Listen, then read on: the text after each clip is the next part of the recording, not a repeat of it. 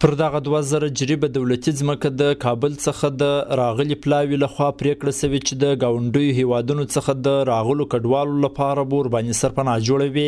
د افغانستان د کور او ښار جوړونې وزارت ویان محمد کمال افغان د امید راډیو سره په خبرو کې ویل چې د نور ولایتونو ترڅنګ روزګان کې هم یاد ځمکه د ګاونډیو هیوادونو څخه د راغلو کډوالو لپاره تشخیص شوی چې ورسره به د کډوالو د سرپناه ستونزه حل سي. په روزګان ولایت کې 2000 جریبه ځمکه به وکولای شي تر یو بریده د هغو کډوالو ستونزې حل کړي چې په اجباري توګه له پاکستان یا ایران څخه هم راویستل کیږي. خو که احیانا دغه ځمکه بسنه ونه کړي زموږ تخنیکي ټیمونه به په روزګان ولایت کې د نورې ځمکې په تشخیص باندې کار وکړي. که بیا هم په روزګان ولایت کې پیدا نشي نو په ګاونډیو ولایتونو کې د روزګان په ګاونډ ولایتونو کې به دغه هڅه دوام وکړي تر څو د اجباري راستنېدونکو کډوالو ستونزې حل شي. په ورته وخت کې هغه کډوال چې په اجباري ډول د ګاونډیو هیوادونو څخه راایستل شوي او دا مهال روزګان کې میشت دي د حکومت په دغه پریکړې خوښي څرګندوي او زیاتوي چې د سرپناه په ورکولو سره به تر ډیره پورې ستونزې حل سي.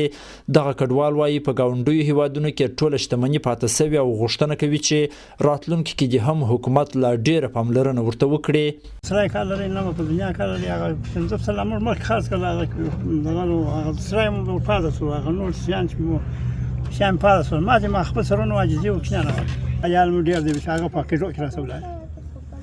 او هغه موټر په کې جوړ کړه سولای ورسېږي که سرپناه ورسېږي که غونې وړو غونې ورځي ورسېږي که ګلر وړي ورسېږي خو دې دا چې خپل کوچ سرای چې نه لرو باید ډیر په مشکل کې بیا چې سرای چې پیدا شي خپل ارزای بیا یو خپل کار کوي سم خپل کوشش کې خپل زامن ته شی پیدا کولی چې کار سرای ونه لري نو خوران چیرې ولر څه کار وکړي بیا مهاجرم راغلی او نه د کارو مزاین سته چې دی یو کار وکړي نه ځای سته چې دی یو کار وکړي یا یو کسب وکړي چې دی د خپل کریا برابر کړي د سرای دغه ډېر مشکلات سوه دا یو سرایونه یو مځکې یو شی ورکولی نه ځایونه نه دي معلوم نو موږ د دې فرمانه څخه د امیرالمؤمنین څخه ډېر خوښ یو ډېر ځینې خوشحاله چې دغسې کډوالو ته د یو دغه زمینه برابره کړې ده